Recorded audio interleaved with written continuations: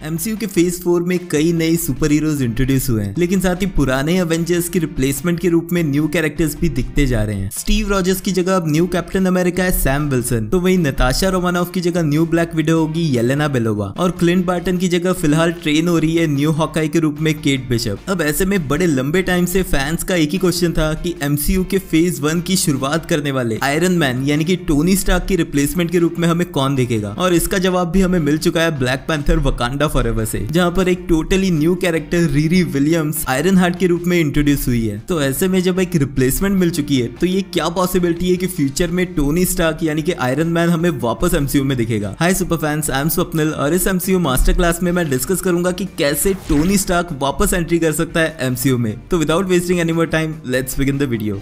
साल 2008 में iron man के साथ इस मार्वल सिनेमैटिक यूनिवर्स की शुरुआत हुई थी रॉबर्ट डाउनी जूनियर के करिश्मेटिक टोनी स्टार्क कैरेक्टर से, लेकिन एमसीयू के फेज 3 के एंड में यानी कि एवेंजर्स एंड गेम में टोनी स्टार्क की डेथ के बाद से सभी वेट कर रहे हैं न्यू आयरन मैन की रिप्लेसमेंट की, और रिसेंटली रिलीज हुई ब्लैक पैंथर वकांडा फॉरएवर से उसकी रिप्लेसमेंट के रूप में रीरी विलियम्स को भी इंट्रोड्यूस कर दिया गया है, जो एक जीनियस MIT स्टूडेंट जिसने अपना खुद का फ्लाइंग सूट बनाया है आयरन मैन के सूट पे बेस्ड डिजाइन से। ऑल्दो रीरी विलियम्स का रोल मूवी में इतना बड़ा नहीं था, लेकिन उसका फ्यूचर डिज्नी प्लस की सीरीज आयरन हार्ट में दिखेगा। लेकिन फिलहाल वकांडा फॉरएवर की इवेंट्स की वजह से हमें रीरी विलियम्स के इंटेलिजेंस लेवल का पता चलता है, जहां एक कॉलेज स्टूडेंट होने के बावजूद वो वाइब्रेनियम डिटेक्ट करने वाला इक्विपमेंट बना देती है, जिस वजह से नेमोर उसे मारने के पीछे होता है। लेकिन फिर रीरी को बचाते हैं वकांडन्स, जिस वजह से तालोकन्स और वकांडन्स के बीच वॉर हो जाता है। इस वॉर में रीरी हेल्प करती है न्यू ब्लैक पैंथर शूरी की अपने न्यू वाइब्रेनियम सूट के साथ। ऑल्दो वॉर खत्म होने के बाद मूवी के एंड में रीरी विलियम्स को उसका सूट वकांडा में ही छोड़ना पड़ता है, लेकिन इसका ये मतलब नहीं है कि वो वापस घर जाके अपना न्यू सूट नहीं बनाएगी। मार्वल कॉमिक्स में सिविल वॉर इवेंट के बाद जब टोनी स्टार्क कोमा में चला गया था, तो रीरी विलियम्स ने आयरन हार्ट के रूप में उसकी जगह ली थी। अपने इंटेलिजेंस और इंजीनियरिंग स्किल्स की मदद से उसने टोनी स्टार्क के आयरन मैन सूट्स को रिवर्स इंजीनियरिंग करके स्क्रैच से अपना एक न्यू सूट बनाया, जिसकी मदद से वो विलन से फाइट करते हुए दिखी। और आगे चल के आयरन हार्ट एक tin super hero group Marvels champions की पार्ट भी बनी थी। इस ग्रुप को लीड करती दिखी मिस मार्वल, जो एमसीयू में ऑलरेडी इंट्रोड्यूस हो चुकी है। और ये सारे पॉइंट्स इसी तरह इशारा कर रहे हैं कि टोनी स्टार्क के आयरन मैन की एक्चुअल रिप्लेसमेंट के रूप में हम रीरी विलियम्स को ही एमसीयू के फ्यूचर में देखेंगे। ऑल्दो कॉमिक्स में टोनी स्टार्क ही था जो रीरी विलियम्स को गाइड करते हुए दिखा था, ठीक उसी तरह जैसे एमसीयू में टोनी स्टार्क ने पीटर पार्कर को गाइड किया था। लेकिन एवेंजर्स एंड गेम में टोनी स्टार्क की डेथ की वजह से अब एमसीयू में ये पॉसिबिलिटी नहीं है कि टोनी स्टार्क उससे फिजिकली मिल सकता है, लेकिन इसका ये मतलब नहीं है कि टोनी स्टार्क एमसीयू में वापस नहीं आ सकता। साल 2008 की आयरन मैन में ही टोनी स्टार्क ने फर्स्ट टाइम इंट्रोड्यूस किया था AI टेक्नोलॉजी जार्विस को, और टाइम के साथ टोनी ने और भी कई AI सिस्टम्स बनाए, जिनमें फ्राइडे दिखी हमें एवेंजर्स एज ऑफ अल्ट्रॉन में, और स्पाइडरमैन होमकमिंग में कैरन नाम की AI दिखी। इनफैक्ट अपनी डेथ के बाद स्पाइडरमैन फार फ्रॉम होम में भी टोनी स्टार्क ने पीटर को दे दिए थे उसके ईडिथ ग्लासेस, जो पावर्ड थे एक और आर्टिफिशियल इंटेलिजेंस से, जहां एक मोमेंट पे हमें हिंट मिली थी कि पीटर पार्कर ही न्यू आयरन मैन की रिप्लेसमेंट के रूप में दिखेगा। लेकिन स्पाइडरमैन नो वे होम ने उन सारी उम्मीदों पे पानी फेर दिया, जो हमें लाता है करंट टाइम में, यानी कि वकांडा फॉरएवर में शूरी के पास भी हमें दिखा उसका अपना एक आर्टिफिशियल इंटेलिजेंस सिस्टम ग्रियोट, जो पूरी मूवी में उसे हेल्प करते दिखा उसके एक्सपेरिमेंट्स करने में। इनफैक्ट रीरी विलियम्स जब वकांडा में थी तो उसने भी हेल्प ली ग्रियोट की अपने फर्स्ट वाइब्रेनियम सूट को बनाने में, इवन दो रीरी विलियम्स को अपने न्यू सूट को वकांडा में ही छोड़ के जाना पड़ा। लेकिन इसका ये मतलब नहीं है कि इतनी स्मार्ट और इंटेलिजेंट लड़की के दिमाग में उस सूट के डिजाइन छपे नहीं हो। और ऐसे में जब रीरी वापस अपने कॉलेज पहुंचती है तो उसका फर्स्ट गोल होगा अपना न्यू सूट फिर से बनाने का। लेकिन साथ ही वकांडा में एक आर्टिफिशियल इंटेलिजेंस के साथ काम करने के बाद हो सकता है कि रीरी भी इन्वेंट करे अपना खुद का artificial intelligence system. In fact comics में टोनी स्टार्क के आर्टिफिशियल इंटेलिजेंस डुप्लीकेट ने हेल्प की थी उसे उसके न्यू सूट को बनाने में। यस, मैं बात कर रहा हूँ टोनी स्टार्क का actual artificial intelligence version. Comics में टोनी स्टार्क के AI वर्जन ने ही मेंटरिंग की थी रीरी विलियम्स को ताकि वो आयरन हार्ट बन सके, और यही आर्टिफिशियल इंटेलिजेंस वो लूप होल है जिसे टोनी स्टार्क बिना मल्टीवर्स की मदद से वापस आ सकता है एमसीयू में। लेकिन ये बात सिर्फ यहाँ पर खत्म नहीं होती। कॉमिक्स में टोनी स्टार्क अपने AI के थ्रू होलोग्राम के रूप में दिखा है, यानी कि एमसीयू में हम उसकी सिर्फ AI टेक्नोलॉजी के रूप में आवाज नहीं, उसे फिजिकली देख भी सकेंगे अगर वो होलोग्राम के रूप में दिखता है। मार्वल सिनेमैटिक यूनिवर्स में वकांडन्स ऑलरेडी अपने किमोयो बीड्स की मदद से होलोग्राफिक टेक्नोलॉजी के थ्रू कम्युनिकेट कर ही रहे हैं। और इनफैक्ट एवेंजर्स एंड गेम में टोनी स्टार्क के मरने के बाद टोनी स्टार्क का प्री रिकॉर्डेड मैसेज जो प्ले किया गया था टोनी के फ्यूनरल पे, उसमें भी हमें टोनी स्टार्क एक होलोग्राफिक रूप में दिखा था। तो एमसीयू के फ्यूचर में ऐसा ही कुछ सिमिलर दिखाना ज्यादा मुश्किल नहीं होने वाला। जिस तरह से आयरन मैन 2 में टोनी स्टार्क डिस्कवर करता है उसके फादर हॉवर्ड स्टार्क के प्री रिकॉर्डेड पुराने वीडियो मैसेजेस, हो सकता है ठीक उसी तरह रीरी विलियम्स भी स्टार्क इंडस्ट्री के पुराने हार्डवेयर और स्पेयर पार्ट्स के थ्रू डिस्कवर कर ले टोनी स्टार्क की एआई, जिससे एमसीयू में वापस एंट्री हो सकती है इस जीनियस बिलियनियर की। लेकिन ये सब कुछ डिपेंड करता है टोनी स्टार्क को प्ले कर चुके एक्टर रॉबर्ट डाउनी जूनियर पे। अवेंजर्स एंड गेम के बाद काफी सारे इंटरव्यूज में रॉबर्ट डाउनी जूनियर ने मना किया है इस कैरेक्टर को फिर से प्ले करने से, लेकिन ऑब्वियसली कोई भी एक्टर ऐसी अपॉर्चुनिटी नहीं खोना चाहेगा जो उसकी इतनी बड़ी फ्रेंचाइजी में री एंट्री कराती है एक बहुत ही स्ट्रॉन्ग पोजीशन पे। अब एग्जांपल के लिए ह्यूज जैकमैन 17 साल से वुल्वरीन का कैरेक्टर प्ले करने के बाद रिटायरमेंट ले चुके थे, लेकिन ऑलमोस्ट 4 साल के गैप के बाद डेडपुल मूवी के थ्रू वुल्वरीन के रूप में वापस ह्यूज जैकमैन एमसीयू में एंट्री करेंगे। तो इस कंपैरिजन में टोनी स्टार्क के रूप में आरडीजे को अभी सिर्फ 11 साल ही हुए थे ये कैरेक्टर प्ले करते हुए, और ह्यूज जैकमैन और रॉबर्ट डाउनी जूनियर के एज में इतना भी ज्यादा गैप नहीं है। सो होपफुली अगर आरडीजे फिर से इस कैरेक्टर को प्ले करने के लिए अग्री करते हैं तो एक होलोग्राफिक एआई के रूप में टोनी स्टार्क हमें वापस एमसीयू में जरूर देख सकता है। आपके इस बारे में क्या थॉट्स है मुझे कमेंट्स में लिख के बताना। ब्लैक पैंथर वकांडा फॉरएवर की बाकी वीडियोस के लिए ये वाली प्लेलिस्ट चेकआउट कर लेना। अगर ये वीडियो पसंद आया तो प्लीज लाइक कर देना क्योंकि वो एकदम फ्री है। Thank you for watching this video, मिलते हैं नेक्स्ट वीडियो में।